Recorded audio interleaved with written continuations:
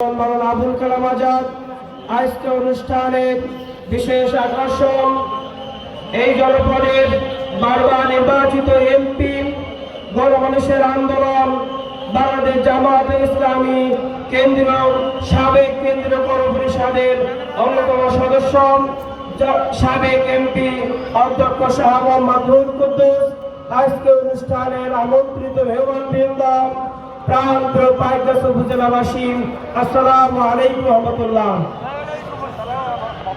এখন দিন বদলাতে শুরু করেছে।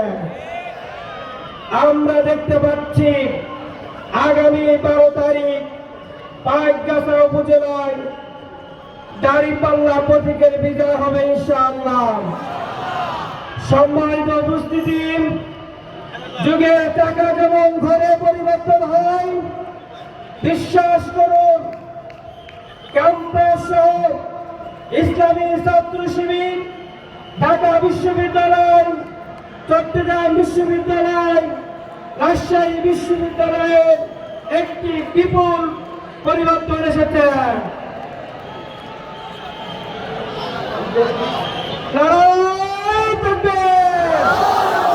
আমাদের ভিতরে বিশাল এক মিছিল প্রবেশ করেছেন।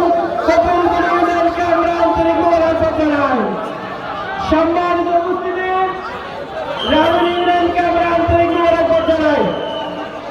সম্মানিত উপস্থিতি, ইসলামী ছাত্র শিবির এই দেশকে গড়ার জন্য অর্থনৈতিক শোষণ, রাজনৈতিক নিপীড়ন, সাংস্কৃতিক গোলামি থেকে মানবতার মুক্তির জন্য আন্দোলন করে যাচ্ছে।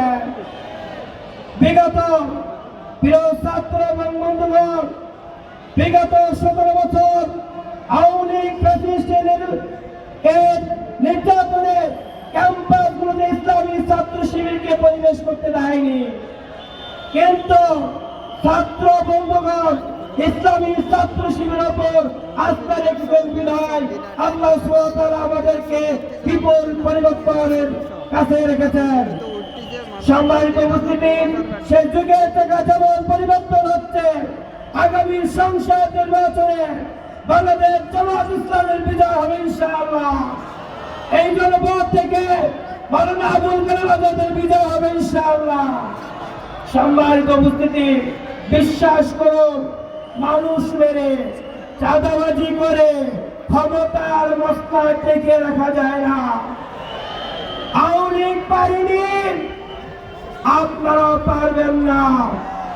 এজন্য বলতে চাই বন্ধুবান সংগঠনের নেতৃবৃন্দদের, জামায়াত ইসলামের কর্মীদের নিকট ইসলামী ছাত্র শিবিরের কর্মীদের উপরে চোখ তুলে তাকাবেন না।